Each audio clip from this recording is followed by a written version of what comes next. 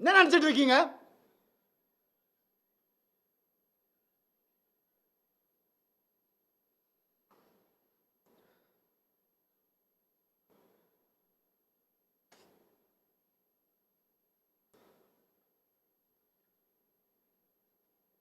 பண்ணி தான் ஆகணும், வேறு வழி இல்லை எனக்கு. யார் தான் சொல்லுவா அப்புறம் என் கதையை? அம்மா அப்பாவும் சொல்ல மாட்டாங்க, அண்ணன், ஏன்னா அவங்க முன்னாடியே சொல்லிட்டாங்க. எல்லாம் சொல்லிட்டாங்க, நான் கேட்கல. நிறைய அநியாயங்கள் நடந்திருக்கு எனக்கு. டே 1லேருந்து அவங்கள கையை அறுத்துக்கிட்டு தான் என்னை கல்யாணம் பண்ணாங்க. பிளாக்மெயில் மேரேஜ் தான் இது. பாருங்க வேணா ஃபோட்டோஸை. இன்னைக்கு என்னையும் பண்ண வச்சிட்டாங்க. அதுதான் நடக்கும். ஒரு டெத் விஷ் வாங்கிட்டு தான் நான் இத்தனை வருஷம் உட்காந்துருந்தேன்.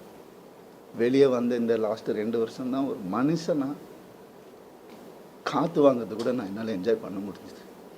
ஒரு மனுஷனை என் கூட இருந்தவங்களுக்கு, என் கூட இருந்த எல்லாருக்கும் தெரியும். இன்னைக்கு யாரெல்லாம் என் கூட இருக்காங்களோ அவங்க எல்லாருக்குமே தெரியும். இப்படி ஒரு அதுக்குள்ளே 2 வருஷம் கல்யாணம், வீட்டை விட்டு பிரித்து கூட்டு வந்துட்டு இங்கே வந்துட்டு வீடு கட்டணும், இது கட்டணும், அது இங்கே வேலைக்கு போவோம், அங்கே வேலை, யார் காசு கொடுத்தாலும் வாங்கிக்கோ, நமக்கு இதுதான் முக்கியம், அதுதான். என்ன அதில் 3 படம் எனக்கு போச்சு, ஃபெயிலியர் ஆயிடுச்சு.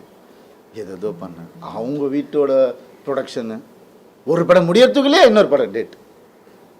அப்போ நான் வெளியே படம் பண்ண தேவையில்லை, கம்பெனி ஆர்டிஸ்ட் நான்.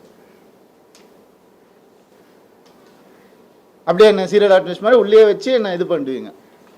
அதுலேருந்து நான் வெளியே வரக்கூடாது. நான் படித்த விஸ்காமுக்கும் நான் பார்த்த என்னுடைய ஃபிலிம் ஃபெஸ்டிவல்ஸும் ஒரு 5 ஃபிலிம் ஃபெஸ்டிவல் லைஃப்பில் நான் பார்த்துருக்குறேன்.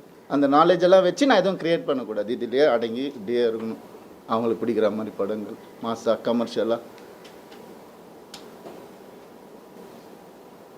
உங்களுக்கு தெரியும் என்ன மாதிரி படங்கள் நான் பண்ணியிருக்கேன்னு உங்களுக்கு தெரியும். சாதாரணமாக முடியாது. காசுக்காக பண்ண படங்கள் எதுவுமே இல்லை. இருக்குது, சாப்பிட்ணும்ல, பண்ணியிருக்கேன்.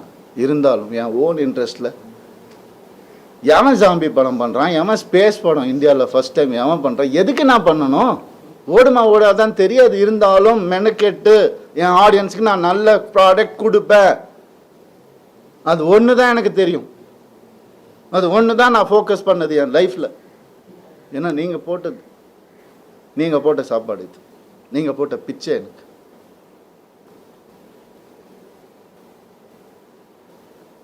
நான் ஏன் சைபர் புல்லிங்க்கு பிச்சை போடணும்?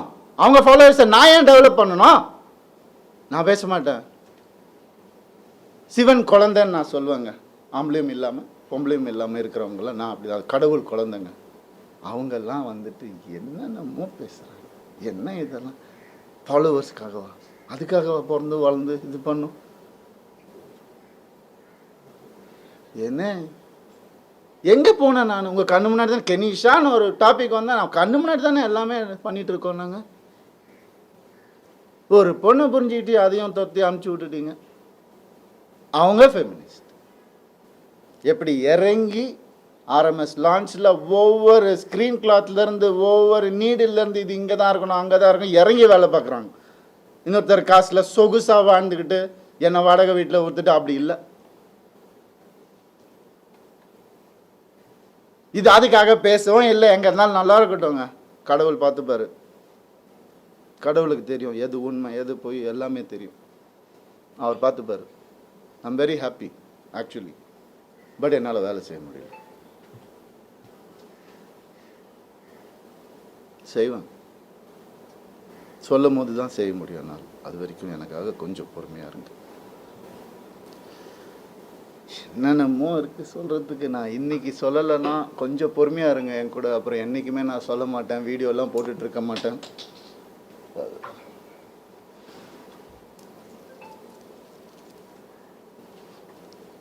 ஒரே ஒரு செகண்ட்.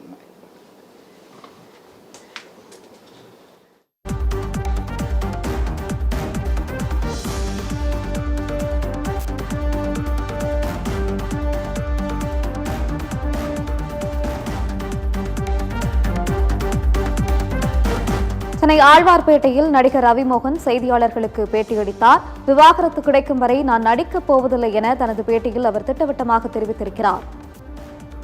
தனது குழந்தைகளை பார்க்க அனுமதிக்கவில்லை என்றும், பாசம் பற்றி தன்னிடம் பேசாதீர்கள் எனவும் செய்தியாளர்களுக்கு அளித்த பேட்டியின் போது நடிகர் ரவிமோகன் தெரிவித்திருந்தார். சைபர் தாக்குதலால் பலர் உயிரிழந்திருந்ததாகவும் அவர் குறிப்பிட்டிருந்தார். ஏஐ மூலம் எடிட் செய்து எனது புகைப்படத்தை வெளியிட்டிருப்பதாகவும் அவர் குற்றச்சாட்டை முன்வைத்திருக்கிறார்.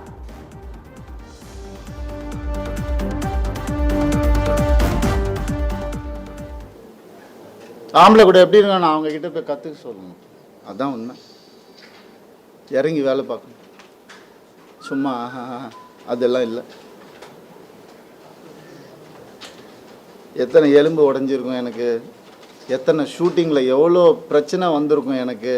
உடம்பு சரியில்லாமல் போயிருக்கிறேன் நான் ஷூட்டிங்க்கு. 104 டிகிரிலெல்லாம் போயிருக்கிறேன். இதெல்லாம் நான் சொல்லணுமா? கேவலமாக தான் இருக்குது. இருந்தாலும் சொல்கிறேன். இதுக்கப்புறம் நான் எதுவுமே சொல்ல மாட்டேன். அப்படி கஷ்டப்பட்டு வந்தவங்க நான். வான் வித் சில்வர் ஸ்பூன்லாம் கிடையாது நீங்கள் நினைக்கிற மாதிரி. எங்கள் அப்பா வந்து நான் பிறந்தப்போ நான் ஓட்டு வீட்டில் தான் பிறந்தேன். ஃபியட் காரு அப்புறம் வாங்கினாங்க 1, அதுக்கப்புறம் அம்பாசிடர், அதுக்கப்புறம் மாருதி, அதுக்கப்புறம் ஹோண்டா. அப்படி தான் எங்கள் அப்பா கிட்ட போய் BMW வாங்கணும். ஒரு நல்ல ஸ்டேஜில் இருக்கும்போது போய் கேட்டால் அவர் சொன்னார், 3 சீரீஸ் வாங்கினோன்னா 5 சீரீஸ் வாங்கிக்கோப்பா அப்படின்னு சொன்னார். இல்லைப்பா அது நம்ம பட்ஜெட் இல்லைப்பா. எவ்வளோ இருக்கும்? 55 லட்ச ரூபாப்பா. என்னடா சொல்கிற, ஒரு வண்டியாடா அப்படின்னு கேட்டவர் எங்கள் அப்பா. நாங்கள் அப்படி தான் வந்தோம். சொல்கிறாங்க கோடிக்கணக்கில் சொத்து இருக்குது. மாதம் 25,000 ரூபா மெடிசன் செலவுக்கு அவங்க குடும்பத்துக்கு நான் அனுப்பிச்சிட்டு இருந்தேன். எல்லாத்துக்கும் இருக்குது, ரெசிப்ட் இருக்குது, எல்லாமே இருக்குது. நான் அனுப்பிச்சிட்டு இருந்தேன். என்ன கேள்வி கேட்குறாங்க வந்து உட்கார வச்சு.